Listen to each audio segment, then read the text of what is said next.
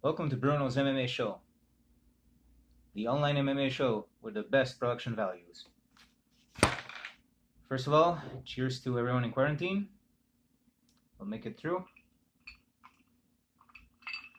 And now let's talk about it. UFC 249. What a mess. What a mess that was on all levels. It could have been a mess. Um, I don't even want to go into the whole how many times Ferguson and Khabib has been canceled. Everyone has online. All the memes have been made. All the jokes have been made. Um, all the debates have been made about whether 249 would have taken place or not. And some people were very much against it. Other people were for it. Like they were so bored. Like, please give us entertainment. Give us our sport back. Um, it's not gonna affect me from my living room whether the fight happens or not. And I do have a perspective that I think is kind of well. I haven't seen anyone have this perspective yet. Not exactly, and I have this worldview where if I'm not gonna do anything about it, I don't bitch about it. What do I mean by that? Well, here's the beauty of capitalism, if you will. If you can speak with your money, for example, if there's something that I don't want, I don't approve of, a product that I think shouldn't be, all I have to do is not pay for it, and then I voted with my money. And if a lot more people would do that, a lot more people would get what they really want, which is a concept that seems to elude many people. Um,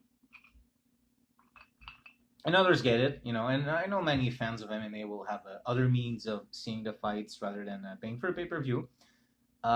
Me personally, it's in a fight I really don't want to miss. Like I wouldn't even consider, any way of watching it that could be taken down at any moment at the most epic moment of the fight. Only the fight is taken down. Like the copyright people have found it, and whatever. So UFC 249 was definitely a show I was gonna pay for. I was gonna watch it religiously, and when the whole thing started happening, should take place or not, I was morally against it, but I knew that I was gonna watch it anyway. Like I'm at home, I'm bored, I'm quarantined. For sure, I'm gonna do like if there's an epic fight, I'm gonna watch it, right?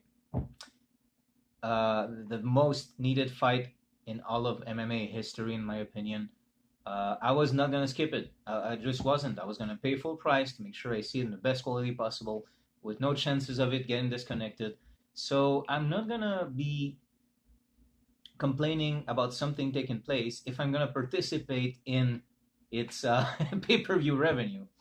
Um, Now I was thinking it's kind of funny because I was thinking, okay, so it's gonna be without a crowd. So I'm like, man, Ferguson is cursed. Not just the fight, Ferguson Khabib, because I was thinking if he wins, it's kind of like he doesn't even have a crowd to celebrate it. Like which doesn't change the belt, but I think it's something important. Like if you become the champion of the world, it's kind of cool to have a crowd around you, right? I imagine it would be. Um, but then it went beyond that. Then okay, Khabib can't make it to the fight, and then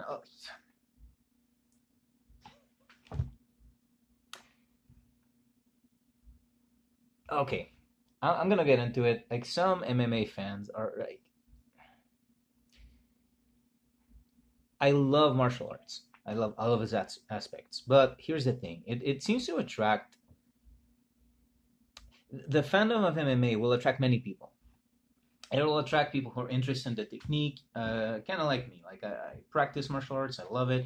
I love watching what happens when this style goes against this other one. And it's just one of those things where just show me what works. Like highlights are cool, but just show me what works. Other people will watch MMA. They should be watching Muay Thai or boxing instead because they keep complaining about what happens in an actual fight. um, like oh no grappling stuff like that. Anyway, and but the nature of this combat sport with very little rules and like not really like, because there's this notion of like boxing being like to some degree a more gentlemanly sport because it's like just the fisticuffs, nothing else. I don't know if this still stands. I guess I'm old enough to remember that time. Um, and so the nature of MMA, where it's kind of like almost anything goes, will attract like people in need of masculinity. Is that fair to say? In a dire need of it in their own personal lives, um, and thus they will apply what very little they know of being a man into that sport. What do I mean? It means that what they know of being a man is very childish, is very limited. Therefore, like the most badass moments they remember of their lives are kind of like what, the schoolyard. Like, in your office work, you're not gonna have two people like disagreeing and then like going at it in a conference room. If anything, it'll say a few words or like I don't agree with this in a very harsh tone, and everyone will like, oh, and that's the drama for a week in the office room, right? That was the most epic thing that happened that week. Oh my god, this person disagreed with the other one in a conference room. What the, you know? So they remember like what, the schoolyard. Oh yeah, the schoolyard we used to tussle. Like wow, that was the most badass thing they remember, I guess. Um, so the fact that Khabib is trapped in his home country in the middle of a freaking pandemic, they kind of go, like, oh, he's afraid of Tony Ferguson because he didn't show up, right? Okay, you know what? I'm gonna put it in like schoolyard terms because for those people thinking that, who don't understand context of real life and being an adult and like never mind that Habib is a like world champion athlete, unbeaten, who kind of deserves to have an event take place in a way that's kind of like dignified, which 249 was starting to not be. Um, and even then, I do believe he was trying to make it work, but whatever. But let's put it in schoolyard terms. Like I thought, even people who called out how stupid that opinion was did not put it in schoolyard terms for certain people to understand. So, for those who remember like the tussles in school being like the most badass thing they ever were part of, or just assisted to, I don't know. Here's so you can understand it. It's as if you said that John and Steve are meeting by the bicycle rack at 4 p.m. after school. Well, I don't know in your part of the world, like here in Canada, it was like 4 p.m. was the end of the classes in high school. So at 4 p.m., Steve and John are meeting by the bicycle rack. And then, like, I don't know, like some family emergency happens. Like Steve's sister is hit by a car or something. He has to go see his sister, right? So this is a pandemic. Like you need to be with your family, all of that.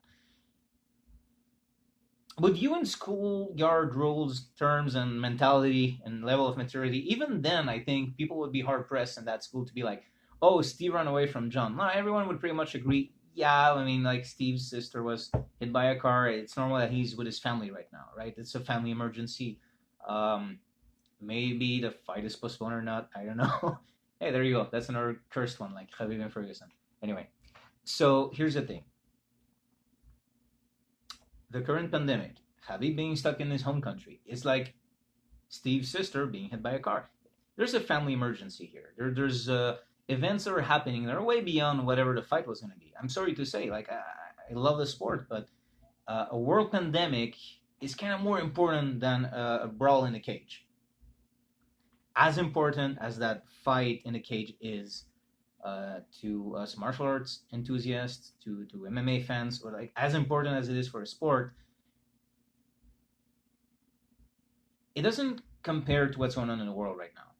Okay, and I don't want to hear statistics. Oh, it's only this much percentage of people. Yeah, okay, fine. If you don't have grandparents anymore, maybe you don't care what happens. If you don't have people who are vulnerable, maybe you don't care. But like even then, that percentage, if you look at the world population, is a lot of people. So my point is, Khabib is stuck in his country, and people are saying, "Oh, he's running away from Ferguson." Look, I'm a huge Ferguson fan, and after Khabib kicked his belt, I'm kind of leaning towards Ferguson now for who I want to win. But the idea that like Khabib is scared, like I've heard many people say how ridiculous it was, but to put in schoolyard terms, it's as if you were criticizing Steve for not going to the fight at 4 p.m. as he's taking care of his family. It's the same thing. Now, regarding to what I was saying at first, which was I will not bitch about something that I was gonna take part in. You know, like if you paid for it, like you know what? I used to be a big Star Wars fan. Didn't like Last Jedi because of what they did with Luke Skywalker. I didn't go see Rise of Skywalker. I am paying with my money. Um, so it's very simple. It's very simple. And yeah, you can bemoan what happened to whatever thing you liked, but at the end of the day, if you still went anyway, like look, don't complain. You're part of the problem then. Yeah, for Star Wars, what happened happened, but maybe next time a company buys something with a fandom, maybe they can be a bit more careful with how they treat the material. So that's my idea here. If you didn't agree with 249 taking place in the middle of a pandemic, but you were gonna buy it, look, don't complain. I personally think it shouldn't take place, but if it was gonna take place, I'm so bored of my mind. I know I would have bought it. I wouldn't have missed it. Now we move on to what happened next, which is Gaethje. Khabib can't make it to the fight. Gaethje is sent in to replace him. I was hoping that Ferguson would not fight at 249 against anyone, because you know, here's the thing about MMA compared to like boxing or kickboxing, Muay Thai. I feel like these sports where if you're hit, you get a count and you can get back up. There's less of a chance of a lucky shot making a fighter win when they shouldn't really have won. What do I mean by that? And I don't imply that Gaethje cannot beat Ferguson, but what I mean by that is I do think that overall, most of the times, I think Ferguson wins. That's my personal opinion. Maybe we'll see it someday. But in MMA, there's such a thing as one punch. I don't know if I should call it a lucky punch or not, but just one punch, dropping the better fighter.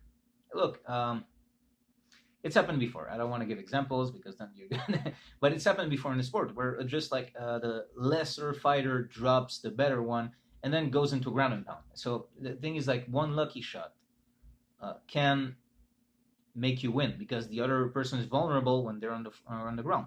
With boxing, kickboxing, Muay Thai, etc. If even more so with Lethwei, if you look at the traditional rules, if you drop the better fighter, he still has that count. So unless you knock them out, they're gonna get back up. And then like there's more chances for the better skilled fighter to win over the fight, over the time of the match. In MMA, as soon as you're dropped and you're a bit out of it, there's not gonna be a referee going like 1, 2, 3. You're gonna have your opponent on top of you, and then you're gonna get finished very often. Although, look, speaking of which, Ferguson's very good at recovering from those moments, the scrambling and that 10th planet jiu-jitsu from the ground, very good at it. So I hated the fight in the sense that I do think that Ferguson would win, and maybe I'm wrong, but I do want Gaethje to have a shot at the title for sure, and he might get it. He might win that. He might get the championship belt. And but what I mean by that is I didn't want it to happen out of order. So for me, the proper order right now is Ferguson, Khabib, and then Gaethje goes for a belt. Or maybe Dana White is so desperate to put McGregor back in there that he does like Gaethje against McGregor. I would like that. I think that's fine. Like in the sense that Gaethje gets a money fight at least in the meantime.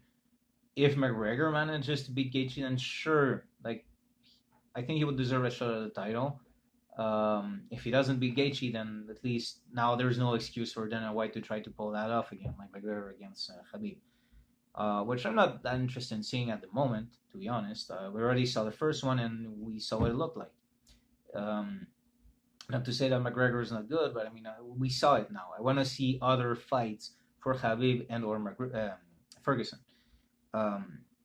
So that's the thing. Like, I hated that fight because, as I was saying, unlike with other combat sports and MMA, a lucky shot can end you.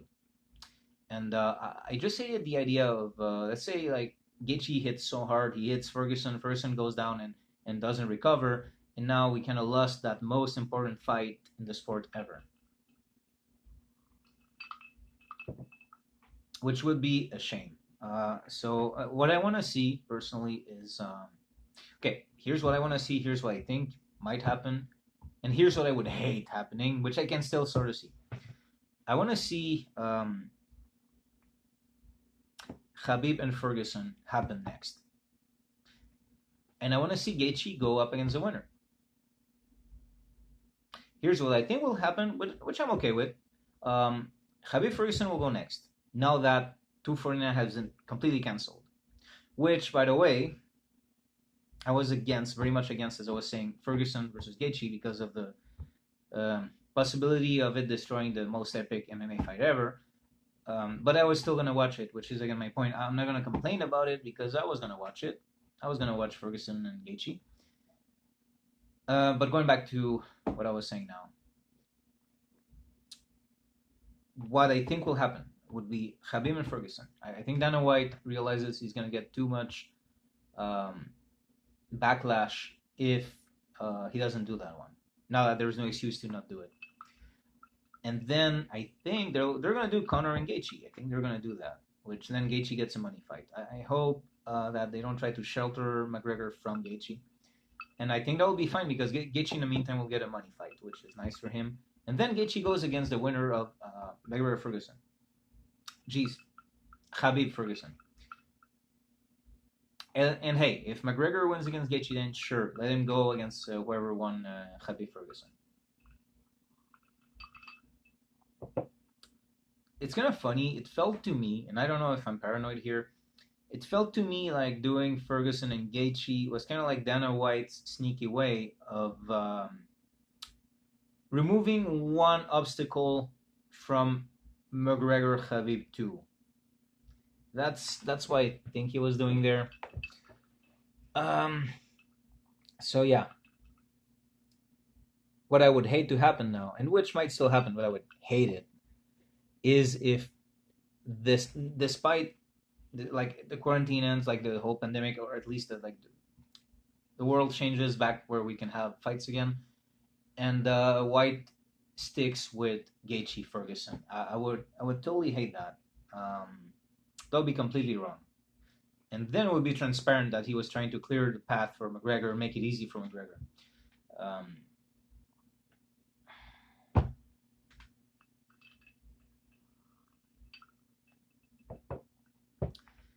On another note, Fight Island, the island where Dana White wants to make fights. Sounds pretty cool. Sounds like a movie, action movie, something right out of a Van Damme movie, you know. Everyone's like, "Oh, that's cool," but the thing is, like, yeah, okay, it sounds cool, but it's not gonna look like Mortal Kombat. It's not gonna, like, it's not gonna be like on the beach, and which will be really, really freaking cool. Except Chael Sonnen on his channel has been commenting on fights that he did on a beach many years ago when he was fighting, and apparently, like, part of the stage becomes like really hot under the sun, and it's like not a condition to fight in. So even though that would be really cool to see, I guess unless they made like an octagon directly on the beach, on the sand, but then fighters might get sand in their eyes or might do it on purpose. In a scramble and grappling, they grab sand and throw it in other people's faces. Has anyone done that in street beefs? I don't know. So I don't think that would be really cool to see. But I guess in the meantime, I'll just rewatch the Mortal Kombat movie or something. So everyone's making a big deal of Fight Island, but you know what? Fight Island, I don't think it's gonna look any cooler. It's not gonna be outside, right? Maybe if they do it like on the beach at night with spotlights. Even then, see, I'm assuming it's gonna be like an island with a beach. Maybe it'll be something else. I don't know. So yeah, basically those are my rambling thoughts on UFC 249.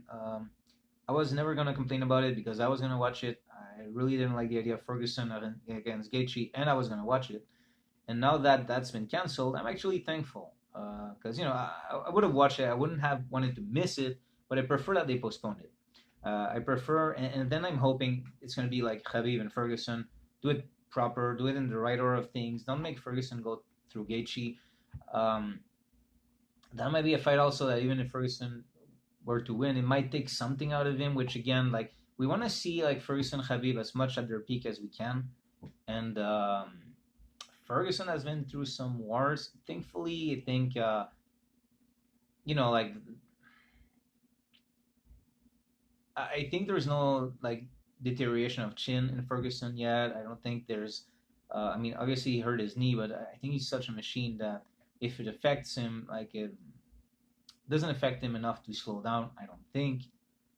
But I think there's gonna come a time when it's gonna be that one fight too many, and I would hate it for that one fight too many to be before he gets a shot at the belt. That would be a shame for a sport forever. Like if I understand White has tried to make it happen many times, but doing something like Ferguson Gaethje tells me that he was just, to me, trying to clear the path for McGregor Khabib again. Which, look, I know it's not an easy fight to make right now, but if Ferguson Khabib doesn't happen, or if it doesn't happen the way it should, because you send Ferguson into another fight, like which wasn't that one, I think it's gonna be a stain on the sport forever. That's just my opinion. That's it. Well, I hope you like this. Also, if you have an interest in geek stuff like comic books, movies, all of that, I have another channel called Bruno's Geek Reviews. I haven't posted there in a while, but maybe I'll start doing so again. And not to be confused with another channel of a similar name. It's really Bruno's Geek Reviews in full. And yeah, hope to see you soon for episode 2.